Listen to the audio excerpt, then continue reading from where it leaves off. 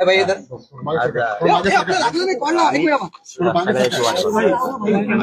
अरे कालवा अंजली दमाने यांनी वेगळी भूमिका घेतली आणि मोर्चा सहभागी न होता जिल्हाधिकारी कार्यालयात राजकीय नाटक खाली घ्या खाली घ्या त्या जिल्हाधिकारी कार्यालयात जाऊन हे आंदोलन करणार मोर्चा सहभागी नाही. नाही असं म्हणजे मला माहित नाही, पण तुम्ही म्हणताय तर असं नाही व्हायला पाहिजे ना. शेवटी जनतेचा मोर्चा आहे सगळ्यांचा, असं नाही ना. म्हणजे काय हे वेगळे पण दाखवायची काय आवश्यकता नाही. त्यांचं श्रेय ते करतायत, जनता करतायत म्हणून मानतायत, पण त्यात दुमत दादा 3 लोकांचा जनतेबरोबर राहायला पाहिजे. 3 आरोपी फरार आहेत दादा. राजकीय नेत्याचा त्याचं काय संबंध? जनतेचा मोर्चा जिल्ह्यातल्या सगळे सहभागी व्हायलेत, आम्ही पण व्हायलो, आम्ही सुद्धा कधी येत नाहीत. मग यांच्या दादा 3 आरोपी जे आहेत फरार, त्यांचा मृत्यू झाल्याचा दावा ते करतायत. त्यांना कोणाला तरी फोन आला, ते काय माहित नाही आपल्याला झालाय का नाही झालाय, सांगतील ना फोन झालाय नाही झाला. परंतु सगळ्यांनी एकोप्याने राहिलं पाहिजे, एवढं माझं मत आहे. अंजली दमान्यांचं म्हणणं असं आहे की ते 3 आरोपी सरकारच्या हाती लागले तर मोठमोठे नेते एक्सपोज होतील, त्यांची नावं समोर येतील, म्हणून त्यांचं मर्डर करण्यात आलेलं ते कधीच भेटणार नाहीत असं त्यांना अननोन फोननी माहिती नाही. आपल्याला नाही माहिती, जे माहित नाही त्याच्यात बोलत नाही आपण, जे माहित नाही त्यात बोलत नाही आपण. तर एकच सांगतो की जनतेचा मोर्चा आहे, सगळ्यांनी एकोप्याने राहायला पाहिजे. वेगळ्या वेगळ्यात मग तो त्याच्या गैरअर्थ निघतील. वेगळे वेगळे जनता आली, सगळ्यांनी जनतेत सहभागी, नेत्याचा काय संबंध कोणच्या? मग आम्ही तर गावात नेत्यात जात नाहीत, कधीच जात नाहीत आम्ही. वेगळं वेगळं करून मग ते त्याचे अर्थ खूप निघतील मग, आणि त्या समजदार आहेत तेवढ्या. मोर्चानंतर खरंच न्याय मिळेल अशी अपेक्षा तुम्हाला आहे का? आणि पुढची दिशा काय असणार? आम्ही हटणार नाहीत ना, हटणार नाही. न्याय मिळेपर्यंत आम्ही हटणार नाही, कसलंच हटणार नाही. पटेल, काय मोर्चामध्ये सर्व समाजाचे घटक सामील होणार आहे, राजकीय नेत्यांचे सर्व पक्षाचे लोक येणार, तुम्हाला असं वाटतंय सरकारवर हा एक दबाव निर्माण करण्यात गरजेचं आहे? मग ते सरकारच कसलं? एवढी जनता जर आक्रोशानं रस्त्यावरती येते आणि ते जर भावनाच जाणून घेणार नसले, आक्रोश जाणून घेणार, मग सरकारच कसलं आहे? मग तर ते गुंडगिरी आणि मोठमोठ्या साखळ्या चालवायच्या, वसुली करायची का काय? निवडणुकीतले खर्च झालाय तिची. कालच एका सरपंचाला हो ते झालंय, परभणीचं मॅटर झालंय, राजगुरूला झालंय, कल्याणमध्ये झालंय, अंबडमध्ये त्या घाडगे मुलींचं झालंय. मग तर हे चैन उभा करायला का काय सरकार? आरोपींना डांबण्याऐवजी पैसे वसूल करायला काय? निवडणुकीत खर्च झालेले लोकांचे लेकराचे मुर्दे पाडून.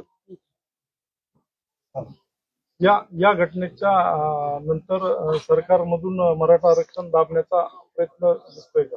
हे बी मॅटर कुणाच्या बापाला दबत नसेल, ते बी नाही, दोन्ही बी नाही. ते एवढं सोपं नाही, एवढं सोपं नाही. त्या भानगडीत पडू नये अशा आहे मुख्यमंत्र्यांकडून अपेक्षा पण आहे. ते ताबडतोब धरतील. मागचे बी कोण कोण येतं, मोठाले लहानाले मंत्री आमदार फामदार कोणी असले ते स्वतः घेतील.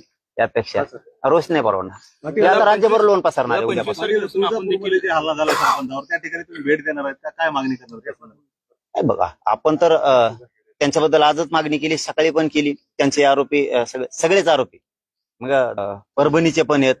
अंबडच्या एका मुलीनं आत्महत्या केली, दुसऱ्या मुलीची रात्री छेडछाड झाली अंबडमध्ये. हे सगळेच आरोपी तातडीनं मुख्यमंत्र्यांनी पकडले पाहिजेत, सांगितलं पाहिजे. कारण लोक त्यांचे आहेत काम करणारे पोलीस अधिकारी, त्यामुळे त्यांनी सांगितलं पाहिजे. नसता न्याय घ्यायला आणि तपासाला मग जनतेला पुढे व्हावं. बीड शहर राज्यभरात अशा घटना घडतायत, कोण नेमकं या पाठीमागे जबाबदार कोण आहे? सरकारने थांबवलं पाहिजे, सगळे मुख्यमंत्र्यांनी थांबवलं पाहिजे. कारण लयच कसले बी गल्लीन बोळातले कसले बी चट्ट्या पट्ट्याच्या चड्या घालणारे बी पळायला लागलेत आता गुंड म्हणून. हे सरकार आल्यापासून कसले बी चेडीवर इन केलेले वेगळे वेगळेच आहेत.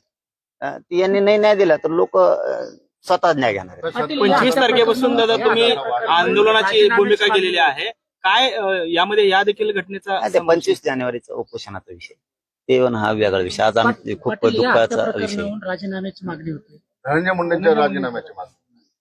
आता सरकारच त्यांच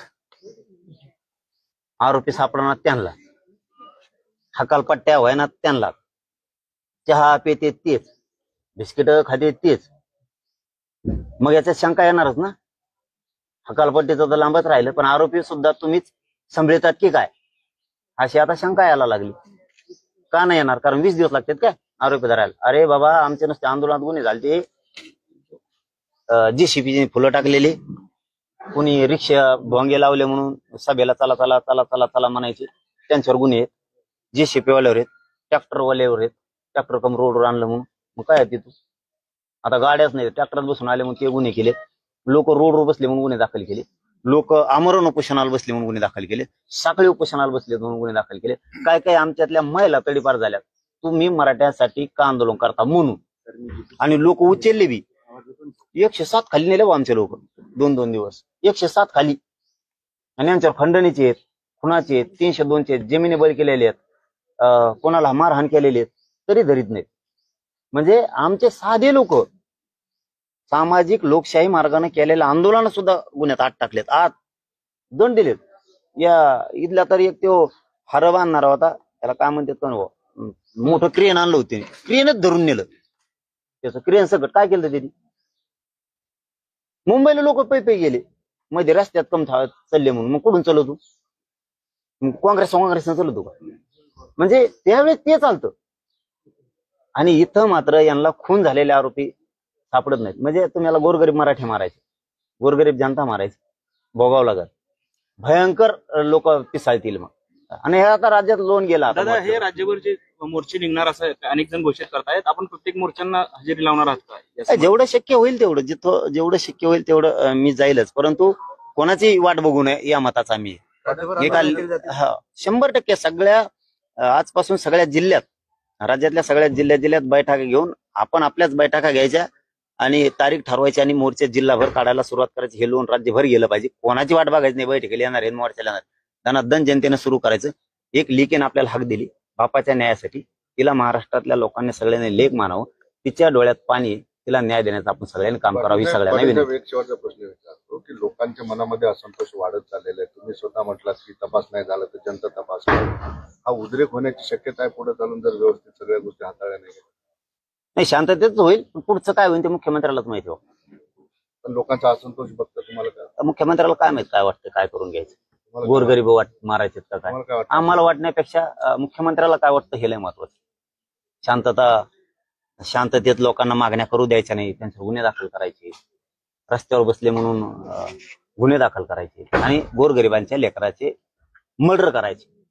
आणि लोक त्यांचे सरकारमध्ये त्यांच्याच चालक त्यांचे सगळ्या टोळ्या सक्रिय व्हायला लागल्या जातात.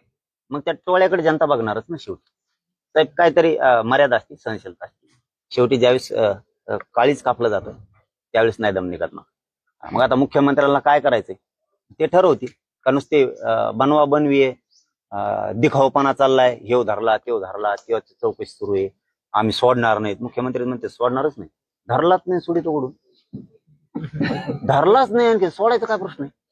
कारवाईच कठोर करणार, चौकशी चालू आहे. चौकशी कोणाची चालू आहे? आरोपी धरला नाही, धरल्यावर चौकशी चालू असते बा. धरलाच नाही, चौकशी कुठे चालू आहे? कोणाच चालू आहे? ते म्हणजे ही लोकांना ज्यावेळी शंका येते ना त्यावेळेस अवघड असते.